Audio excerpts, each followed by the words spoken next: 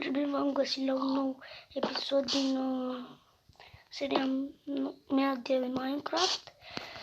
Și am jucat puțin pe off-camera, puțin, mult, de fapt, ca să fac armură enchantată, să fac enchantul, da.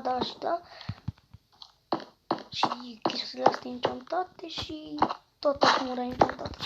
Și am aflat ce e jos, un sătuc și sunt mineri. Sunt un zombie și tot vine după mine.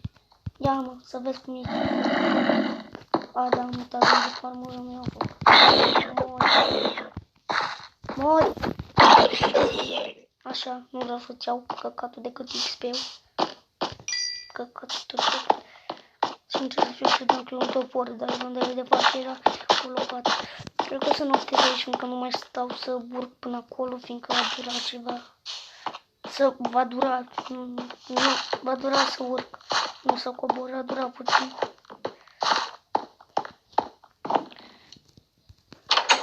O să noptez aici, așa că care mă ăsta aici. Bă, nu știi niciodată când ai nevoie de mâncare și n-ai. Craft 2 să ne o să dorm și da.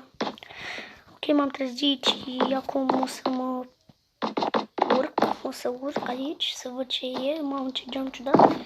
Am zis clar că ăsta e un mod. Plouă afară. Au ceva de gen foc. Uitați. Auziți? Să ies această casă urâtă. Și acest era cu mineri. Cred că o să rămân aici puțin să-l explorez. Mi pare chiar aoleu. Mamă, ce m-a speriat ăla. Am deschis și o frumușel ușa și el. Bum! Mare jumpscare mi-a sărit. Mare jumpscare mi-a dat asta. Casă mare, dar n-ai decât parter. Care mai e faza? Nu pot să-i atac, asta e faza că parcă-s nobili așa. Dar pot ataca zombie. Și celelalte. Și uite zacul. După cum am zis, eu în mod uitați acolo moară. Nu există așa ceva în Minecraft. Dar eu am lucrat ceva pentru chestiile astea.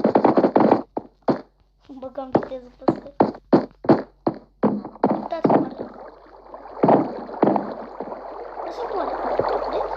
Nu există așa ceva. V-am zis eu un mod.